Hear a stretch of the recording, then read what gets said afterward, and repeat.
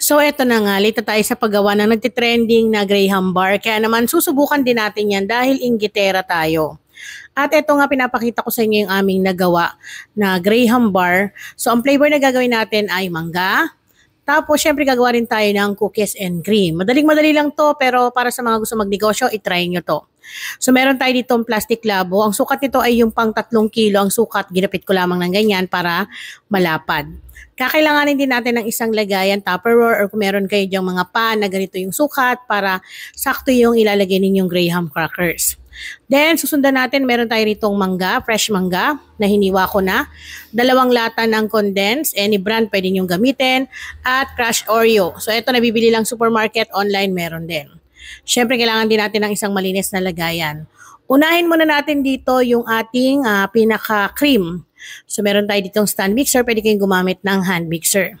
Bali dito, gagamit ako ng 2 o 3 na all-purpose cream na sukat is 250 ml.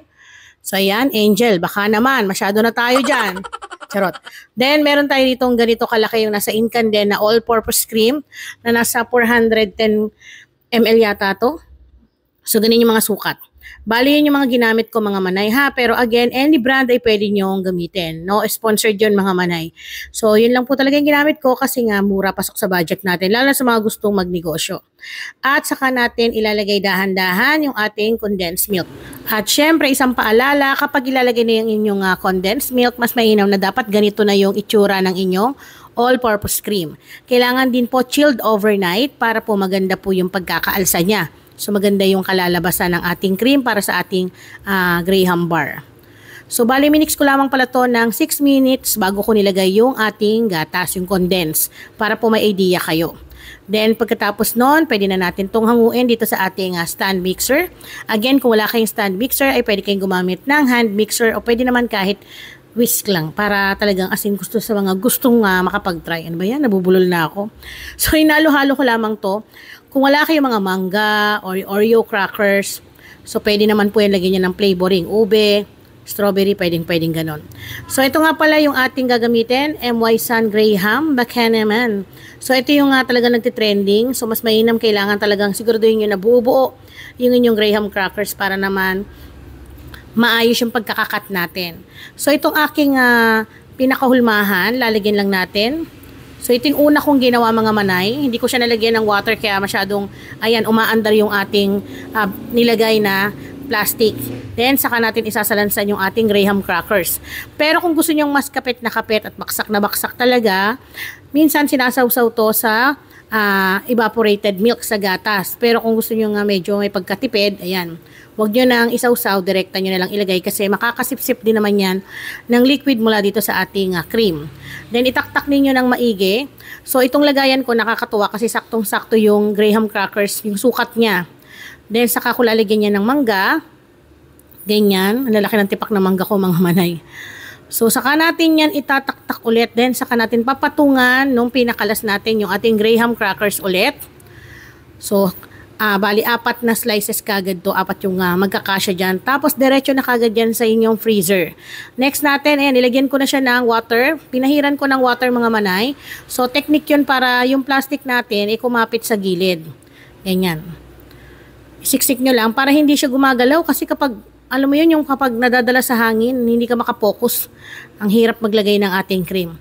Then, kapag napalapat nyo na, saka ulit papatungan ng inyong Graham cracker. Meron mga manay na bibiling Graham cracker na mura lang. Yung per kilo, pwedeng gamitin yun. Kaso, malit nga lang siya ng kaunti dito. Then, saka tayo maglalagay ulit ng ating cream. Bali, nilalagay ko nga pala dito is 3 mahigit na cups ng cream.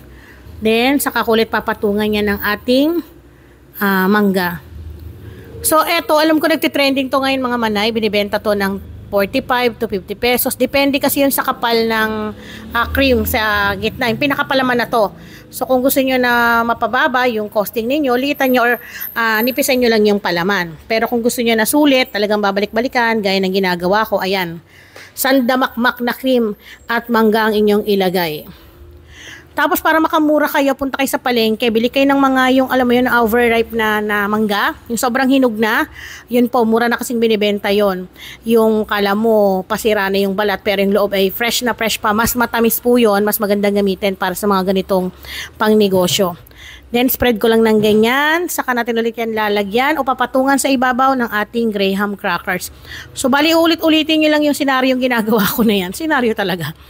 Tapos dediretso nyo kagad yan sa freezer. Huwag nyo patatagalin sa mesa kasi matutunaw yan. So pangit naman para mabilis siyang mag-set. Yung mga ganito kailangan tong i-freezer ng at least mga overnight. Then yung natira na to, maglalagay tayo dito ng 1 1/2 cup ng Oreo crackers or yung Oreo crush. Dinurog na Oreo mga manay. Or kung wala kayo neto, mabilihan mangga o Oreo, sabi ko nga sa inyo, pwede kahit ano lang, classic lang, walang flavor. Or kung meron kayong ube, strawberry, pwede nyong lagyan.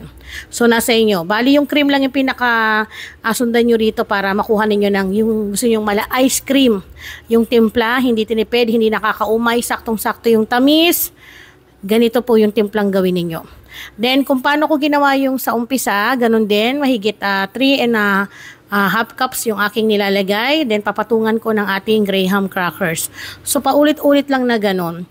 Yung ganito nga pala mga manay, yung recipe na shinare ko sa inyo is makakagawa kayo ng 23 na Graham bar na ganito. Ayan. So, ilalagay ko na lamang po sa aking description box sa baba kung saan yung link ng pinagbilhan ko netong aking lagayan kasi ang ganda, sukat na sukat siya oh. So hindi ka na yung may sosobra pa. So ang ganda nitong pang negosyo mga manay, lalo na ngayon na summer, pwede nyo talagang subukan para sa mga nanay dyan na meron ng mga rep sa bahay, tapos puro tubig at yelo lang ang laman, gawa tayo ng pang dessert.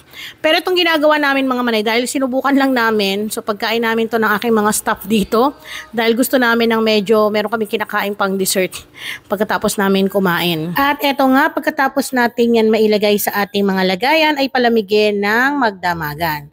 Pagkatapos nga natin yan malagay sa ating freezer, ay eto nga naka-ready na para ating i-slice yung ating mango Graham bars. So ayan mga manay, pwede kayong gumamit ng foil, then balutin nyo lang. So dito mabilis lang yung paggalaw ko kasi alam ko marunong naman kayong magbalot mga manay. Kailangan nga lang talaga ang technique dito is kapag babalutin nyo ay yung talagang sobrang tigas na niya. Kasi kapag kinuha nyo po ng mabilisan, as in yung parang malusaw-lusaw siya, talagang para kayo magdidinugyot dito kapag nagbalot kayo. Then sa foil naman, so mas mainam po talaga na sakto lang po yung sukat para hindi siya makapal yung kanyang pagkakabalot. Or meron din po akong dagdag idea mga manay, meron na rin pong nabibili sa online na pambalot ng Graham. Pero hindi nga lang ganito kakapal yung kailangan yung ilagay na cream sa o pinakapalaman niya sa gitna kasi hindi siya maipapasok. Pero pwede siyang pambalot ng Graham na plastic para naman magandang pagmasdan. So ito na yung ating nagawa. Bali ito mga manay ay hindi namin pambenta pero pwede yung pagkakitaan dahil pasok sa pangnegosyo yung ating costing. So para dito sa ating costing, nakagawa tayo ng 23 servings ng Graham bars na ganito kalalaki, as in talagang sulit at nakita nyo naman napakakapal. Siyempre, titikman ko na dahil kanina pa ako ditong nagkikrave. So, ang puhunan natin dito or puhunan namin na nagastos is 591 pesos. So, pwede natin itong ibenta ng 45 to 40 pesos at pwede tayong tumubo ng 444 pesos kapag nabenta natin. O, diba? Napakalaki talaga ng kita sa ganitong pagnenegosyo. Sulit, masarap, at pasok ngayong tag-init. Kaya naman sa mga mommy na nagbabalak na pasukin tong pang negosyo, i-go mo na yan.